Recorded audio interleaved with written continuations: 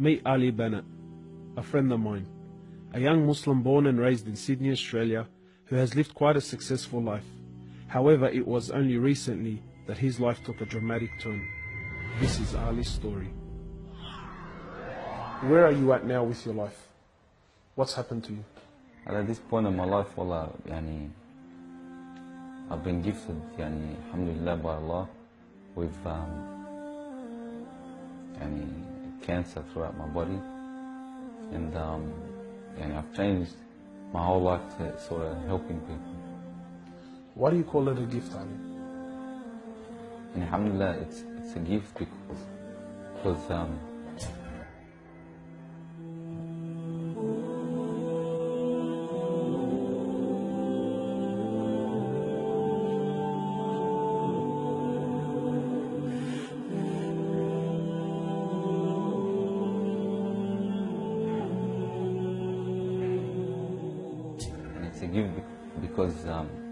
Allah's given me a chance to change. What has having cancer, what has it opened your eyes to? SubhanAllah, everything in life, even the smallest gift, like breathing fresh air.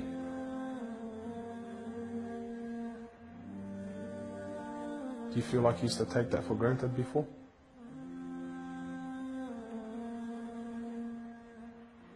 How long have you had cancer?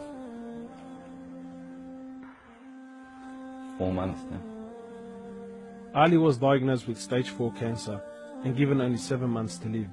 Upon finding the news, he immediately sold his successful business and was forced to reconsider the lavish lifestyle he was accustomed to.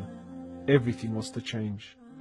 Ali, what was your reaction when you came to know you had cancer? I got rid of my cars, I got rid of my watches, even my clothes.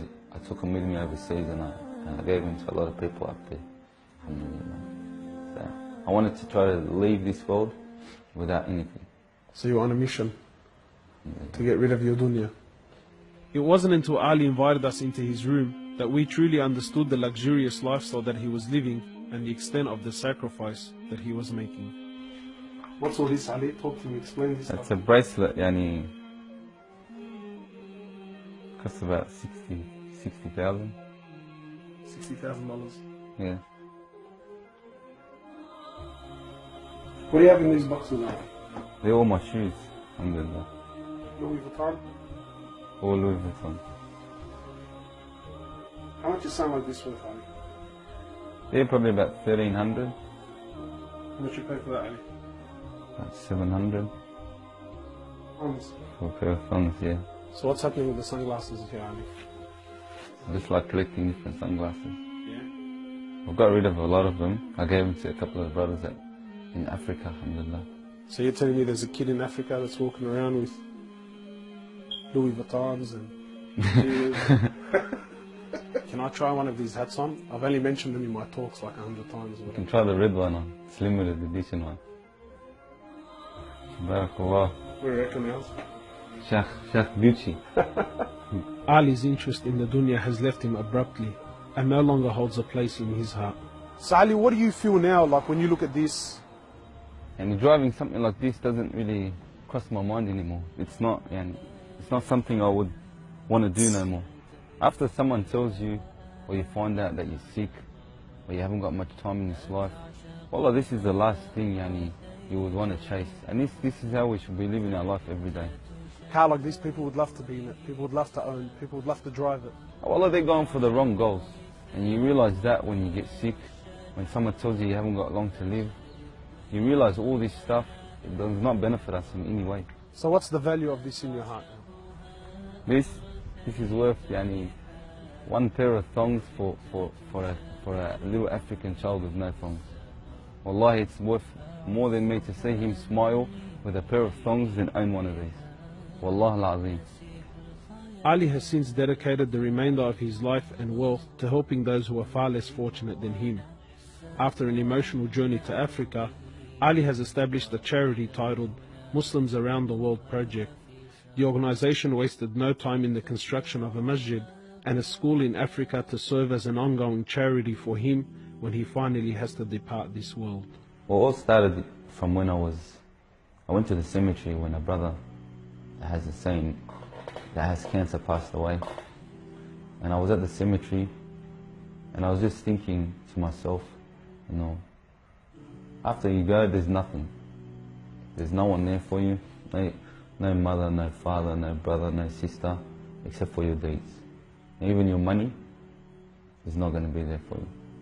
So the only thing that's going to be there for you is a sadaqah. And that's the only thing that's going to help you gradually through your time in the grave till you get to the ultimate destination. As the reality of death further sinks in, Ali spends most of his personal time in preparing himself for his final meeting with his Creator, Allah. The Prophet of Allah says, sallallahu alaihi wasallam, more or less, he says, he who loves to meet Allah, Allah loves to meet him. And he who hates to meet Allah, Allah hates to meet him. Are you loving to meet Allah? Because of this cancer, I've been advised by one of the brothers to take a special drug to help me with pain and stuff. And subhanAllah, it's very strong. I took a bit too much and I came into a whole different world within not knowing where I was, and it was very hard for me. And subhanAllah, I actually seen things I've never seen before.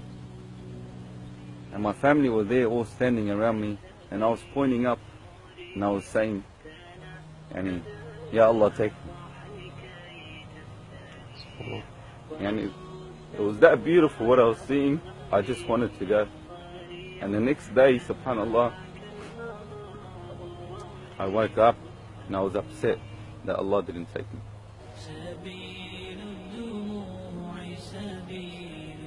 Well, I ask Allah subhanahu wa ta'ala to purify you and to give you shifa, to keep you around us for a long time. Allah, may Allah subhanahu wa ta'ala reward you.